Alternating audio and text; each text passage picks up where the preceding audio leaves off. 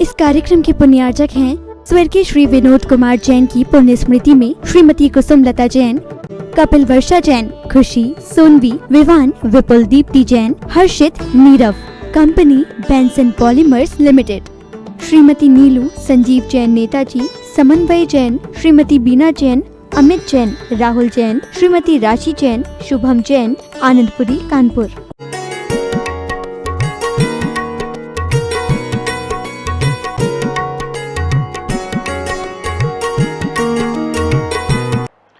तय कर लिया, बिटिया की शादी पक्की हो गई।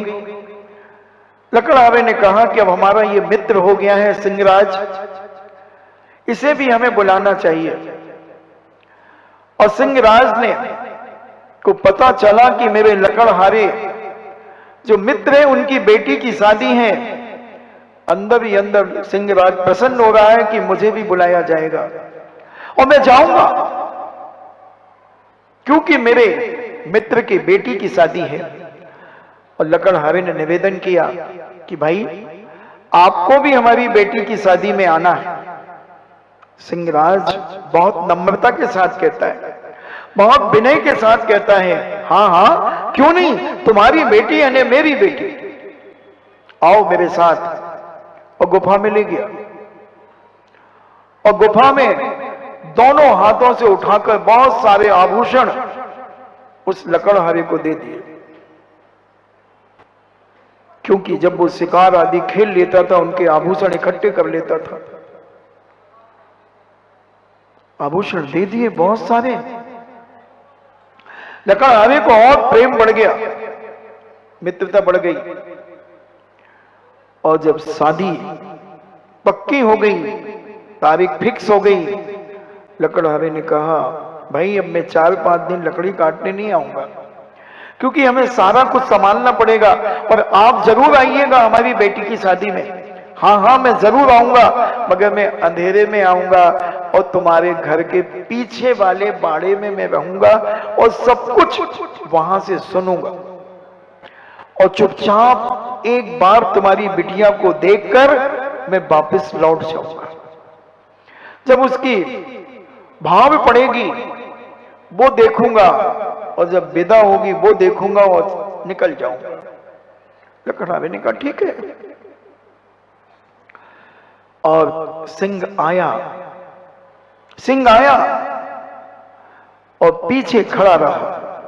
इतने में लकड़हारे की पत्नी और उसकी ननद दोनों बाड़े में आई शुद्धि के लिए।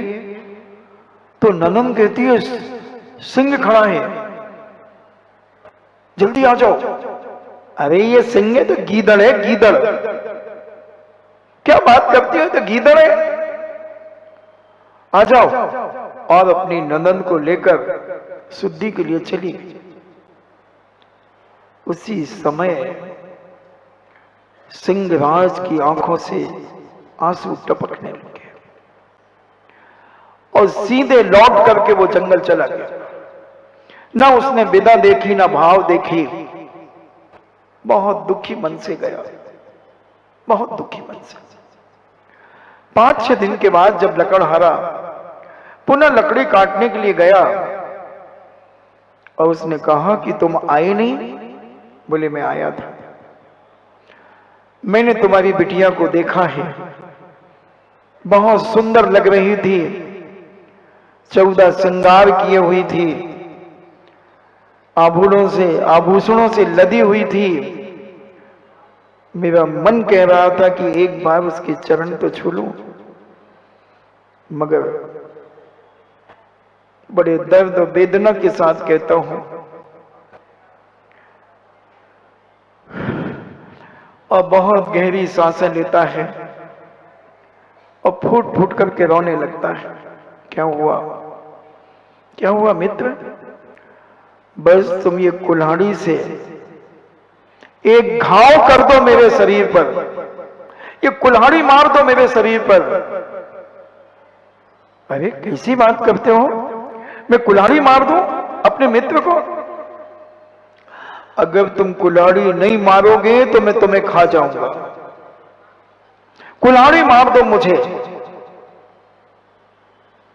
लकड़हारा मजबूर हो गया, नहीं मारता हूं तो ये खा जाएगा और उपकारी के लिए मैं कुल्हाड़ी मार दूं। बहुत बड़े संकट में फंस गया। क्या मैं इतना कृतज्ञ हो जाऊं, इतना गिर जाऊं? मगर मरता क्या नहीं करता। लकड़हारे ने बहुत विनय की, बहुत निवेदन किया कि भाई ऐसा मत कहो, मगर मानने को तैयार नहीं और कुल्हाड़ी मार दी। खून की फुहार छूट गई। सिंहराज कहता जाओ 15 दिन के बाद आना, 15 दिन के बाद आना, जाओ। और वह लकड़हारा चला जाता है, बहुत दुखी मन से जाता है, रोता हुआ जाता है कि मैंने अपने उपकारी के लिए इतना बड़ा अपराध किया है, कुल्हाड़ी मार दी। मगर क्या कर सकता था, त्रियंज जाति का जीव है, ज्यादा समझ नहीं पा रहा होगा, और अगर मैं नहीं मारता तो मुझे खा जाता, मेरा घर बर्बाद हो जाता। मगर मैंने गलत किया है। बहुत दुखी मन से घर पहुंचा, पत्नी को भी कुछ नहीं कहा। 15 दिन के बाद गया, सिंह का घाव भर गया था। सिंह कहता है कुल्हाड़ी का घाव तो भर गया, मगर तुम्हारी पत्नी ने जो अहंकार में मुझे गीदड़ कहा था, वो घाव अभी भी फल फूल रहा है, अभी भी अंदर चल रहा है, घाव में वेदना हो रही है। तुम्हारी पत्नी इतनी अहंकारी है कि मुझे गीदड़ कह रही है, जानती नहीं मेरी शक्ति को, पहचानती नहीं एक सिंह को। मैं तो अपनी बिटिया की विवाह में गया था और वो अहंकार में इतनी फूली नहीं समा रही थी कि मुझे गीदड़ कहकर के उसने जलील कर दिया, इतना ज्यादा मुझे नीचे दिखा दिया कि आज भी वो शब्द जब मुझे याद आता है तो मैं वेदना से भर जाता हूं। किसान ने उस सिंहराज के पैर पकड़ लिए और कहा, मित्र मुझे माफ कर दो, वो अहंकारी है मैं मानता हूं, मगर आप मुझे माफ करो। सिंहराज ने गले लगाया और कहा, मित्र मुझे तुमसे कोई नफरत नहीं है, मगर तुम्हारी पत्नी को किसी का अपमान नहीं करना चाहिए, इतना अहंकार नहीं करना चाहिए। क्या समझती है वो अपने आप को? एक झपाटे में पूरी जीवन लीला समाप्त कर सकता था, सब कुछ मिटा सकता था, रंग में भंग कर देता, मगर तुम्हारी विनयशीलता के कारण, तुम्हारे प्रेम के कारण, तुम्हारे अपनत्व के कारण, तुम्हारे आत्मीय भाव के कारण मेरे अंदर ऐसा कोई परिणाम नहीं जागा, नहीं तो एक छलांग लगाना था मुझे उस पंडाल के अंदर, त्राही मां मच जाती। एक एक व्यक्ति अपनी जान बचाने के लिए तड़प जाता। क्या यही उनका कर्तव्य था? क्या उनका यही उद्देश्य था कि किसी व्यक्ति को, सीधे साधे व्यक्ति अगर कोई सुधर जाए, कोई अगर विनयशील हो जाए तो उसका अपमान करना, उसे जलील करना, उसे नीचे दिखाना? ये कहां तक मनुष्य की मनुष्यता का परिचय है? कहां तक उसका परिचय है ये? क्या ये उच्च कुलीन व्यक्तियों को ये करना चाहिए? बहुत लज्जित हुआ लकड़हारा, बहुत दुखी हुआ, वेदना से भर गया और बार बार विनय से उसके सामने झुक रहा है। विनयशील व्यक्ति शत्रु भी मित्र बन जाता है। हम जितने विनयशील होते चले जाएं, और ये बिल्कुल नीति है, जिसका जितना समीचीन ज्ञान बढ़ेगा वो उतना विनयशील होता चला जाएगा, और जिसका शाब्दिक ज्ञान बनेगा, बढ़ेगा, वो अहंकारी होता चला जाएगा। वो अहंकारी होगा क्योंकि शाब्दिक ज्ञान हुआ है उसे, अंतरंग आत्मा की पर्याय नहीं बना है वो ज्ञान। और जब तक आत्मा की पर्याय नहीं बनेगा वो सम्यक ज्ञान, तब तक हमारी अंतरात्मा में विनय उत्पन्न नहीं हो सकती, हमारी वाणी में विनय नहीं आ सकता, हमारी मानसिकता में विनय नहीं आ सकता, हमारे शारीरिक में भी विनय नहीं आ सकता। हमारी चाल ढाल, हमारी वाणी, हमारा मस्तिष्क अहंकार से ओतप्रोत होगा। हम दूसरों को तुच्छ समझेंगे। कोई कुछ भी बोलेगा, हाँ मैं सब जानता हूं, हाँ मैं सब जानता हूं। अहंकार हमारे जीवन का विनाश करता है, अहंकार विनाश करता है। अहंकारी व्यक्ति न पिता देखता है, न मां देखता है, न भगवान देखता है, न गुरु देखता है, न जनवाणी देखता है, बस उसे अहंकार दिखता है। उसे अपनी बुद्धि का अहंकार दिखता है, अपने ज्ञान का अहंकार दिखता है।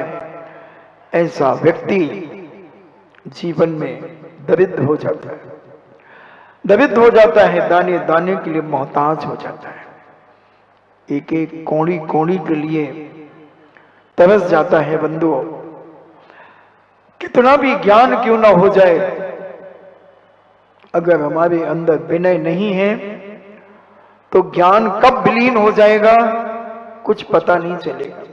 सोच नहीं पाएंगे हम, सोचने का मौका ही नहीं मिलेगा। इसलिए हमारे संत महंत भगवंत कहते हैं, जैनाचार्य कहते हैं कि अपने जीवन में विनयशील बनो। इसलिए तो पूज्य भगवती आराधना के अंदर शिव कोटि महाराज ने लिखा, विनय मोक्ष द्वारम। विनय मोक्ष का द्वार है। विनयशील व्यक्ति मोक्ष को प्राप्त कर लेता है, अहंकारी व्यक्ति मोक्ष को प्राप्त नहीं कर सकता। एक ना एक दिन वह कभी ना कभी अपनी सदगति को प्राप्त हो जाएगा। अहंकारी दुर्गति के अलावा कहां जाएगा? मरीचि की दुर्गति क्यों हुई? केवल उसे अहंकार आ गया था, मैं 24वां तीर्थंकर बनूंगा, मेरी तो घोषणा हो गई, कौन मेरा कुछ बिगाड़ सकता है, दुनिया की कौन ताकत मेरे जीवन का विनाश कर सकती है। और इतना अहंकार आने पर उसने सबको ताक में रख दिया।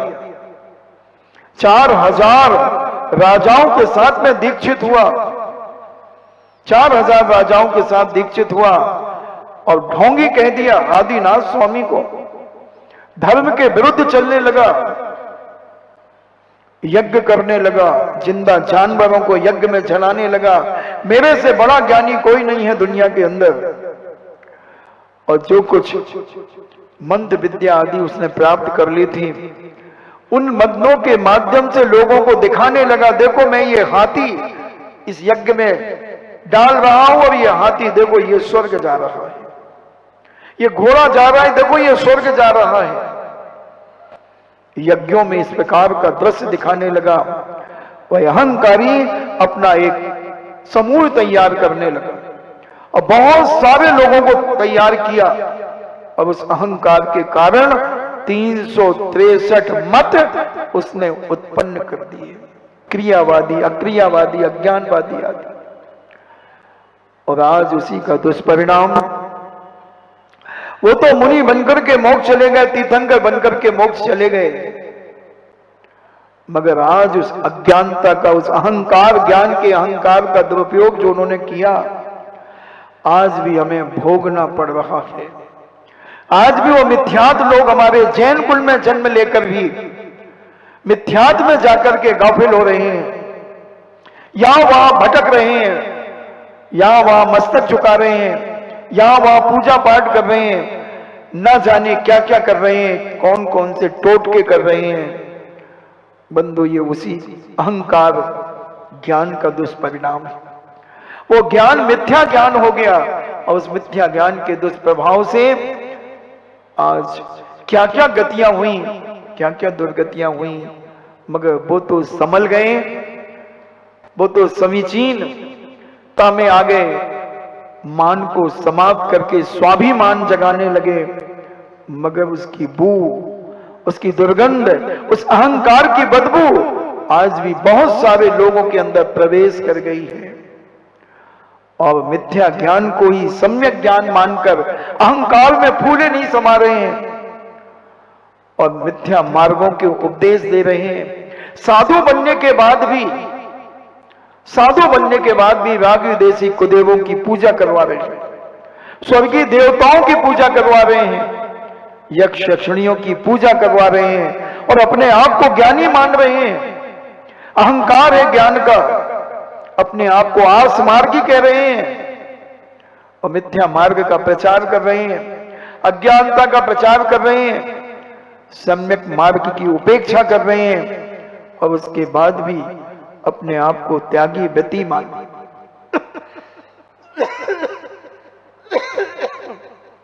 त्यागी व्यक्ति मान रहे हैं, साधु मान रहे हैं, धर्मात्मा मान रहे हैं, पांडित्य को प्राप्त होकर के अपने आप को पांडित्य मान रहे हैं, मगर उनकी क्रियाएं, उनका सोच देख करके लगता है ये तो अहंकार है मिथ्या मार्ग का, ये तो अहंकार है सम्यक को पैरों से कुचलने का, सम्यक का अपमान करने का, और उसका दुष्परिणाम अपन देख रहे हैं इस भौतिकवाद के युग में। अच्छे अच्छे जैन मिथ्यात्व की ओर कितनी तेजी से बढ़ रहे हैं, कितनी तेजी से बढ़कर के सम्यक ज्ञान को तो अभिनय कर रहे हैं और मिथ्या ज्ञान का सम्मान कर रहे हैं, बहुमान कर रहे हैं। कितना दिखावा, आज देखो जहां देखो वहां मिथ्यात्व का बोलबाला, मिथ्यात्व का बोलबाला। समझें, आपका समय हो रहा है, हम जानने का प्रयास करें कि ज्ञान हमें विनय पैदा कराता है, ज्ञान एक विनय को उत्पन्न करने में सहायक है, और अगर ज्ञान हमारा विनय पूर्वक ज्ञान हो गया तो सोने में सुहागा हो गया। हमारे जीवन में चार चांद लगेंगे और जहां हम जाएंगे लोग हमें बड़ी श्रद्धा की दृष्टि से देखेंगे, हमें सम्मान देंगे, हमें बहुमान देंगे और कहेंगे हमारा यश फैलेगा। मगर यश फैले तो हमें अहंकार नहीं आना चाहिए, हमारी ख्याति फैले तो हमें अहंकार नहीं आना चाहिए। खुशी जरूर होना चाहिए कि मैं ऐसे जिनेन के कुल में मेरा जन्म हुआ, जिनेन के कुल में मेरा जन्म हुआ है और मुझे सच्चे देव सास गुरु का सानिध्य मिला, जिसके कारण आज हम अपने आप को सम्यक मार्ग पर चला सके। हे भगवान, जब तक मुझे मोक्ष की प्राप्ति ना हो तब तक मेरे अंदर से ये मिथ्या धर्म प्रवेश ना करे मेरे अंदर, और सदा इस सम्यक धर्म की मैं प्रभावना करता रहूं और सारे लोगों को बता सकूं कि सम्यक ज्ञान क्या है, सम्यक मार्ग क्या है। ऐसी शक्ति मेरी अंतरात्मा में उत्पन्न हो, ऐसी भावनाएं हम सदा अपने जीवन में बना करके रखें। उस साधर्मी के प्रति बहुत वात्सल्य, प्रेम, आत्मीय भाव से हम प्रस्तुत हों, तभी हमारा ये ज्ञान सार्थक होगा बंधुओं। नहीं तो फिर ज्ञान कभी म्यान का काम कर जाएगा, यानी अज्ञान का काम कर जाएगा। जैसे वह बच्चा लाख समझा दो, उसकी यही हरकतें चलती हैं, अनेक प्रकार की आवाजें निकालता रहता है। ज्ञान है, बुद्धि है, मगर उसकी आदत बन गई है। कहीं ऐसी आदत हमारी ना बन जाए कि हम भी अहंकार में यदवा तदवा कार्य करने लगे। कौन क्या बिगाड़ेगा हमारा, हमारी तो बहुत इज्जत है, हम बहुत ज्ञानवान हैं। नहीं बंधुओं, ये गलती अपने जीवन में नहीं करना।